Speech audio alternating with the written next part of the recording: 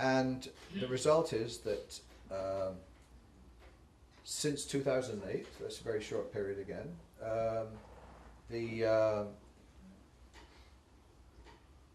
there's been a 15% increase in the number of workers over 55 who are working.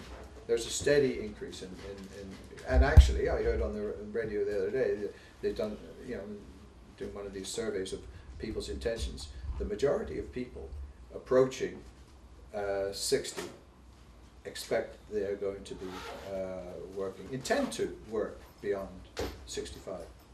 So it's become the new norm.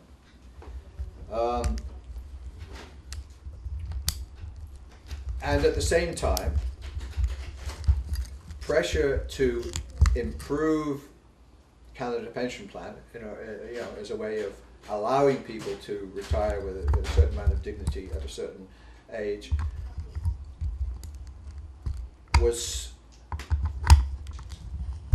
spiked or kiboshed a couple of years ago by the Canadian Bankers Association. They managed to persuade the federal Tories, who had been wavering on the issue under a lot of pressure from the CLC and from other groups and so on. They managed to persuade them that instead of improving CPP, increasing the premium slightly, but increasing the benefits a lot, the bankers have come up with a glorified sort of voluntary, glorified RSP situation, which of course is a huge money spinner for them. The regular RSPs, and so on.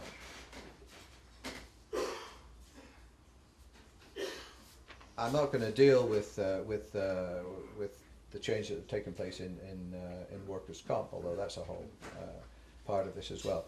I just want to add finally the situation with migrant labour and the recent big drive to expand the temporary foreign workers program. This has become the sort of the hallmark, in particular, of the Harper regime. So that Marx talked about the reserve army of the unemployed. You look out the factory window and you see them all outside, and it sort of makes you work harder and be grateful for what you get and so on. Well, now added to that is there's a foreign conscript army out there as well that is ready to come in, and that is what Harper is moving towards. Since 2006, Canada's temporary workforce population, and I'm talking about foreign migrant workers, has risen by 70%.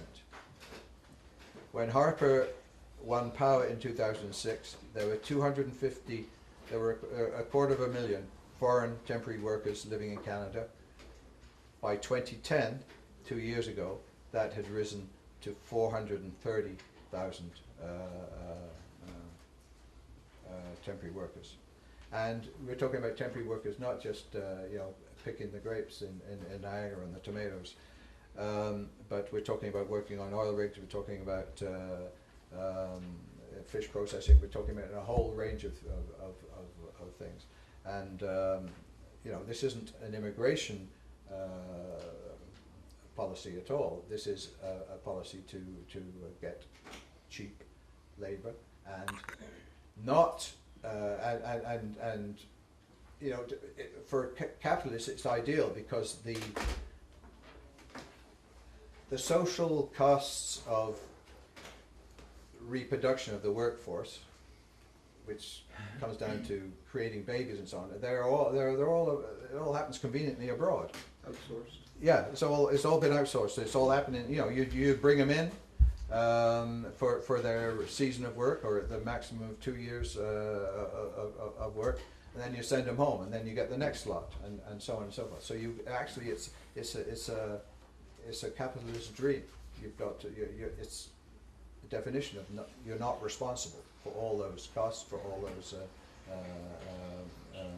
restrictions. You're totally flexible. You bring them in, you bring them out. Now we can discuss migrant programs as a separate issue, because the temporary migrant or the guest worker thing in Germany has actually had an effect that that wasn't anticipated. You know, in other words, it has led to permanent immigration.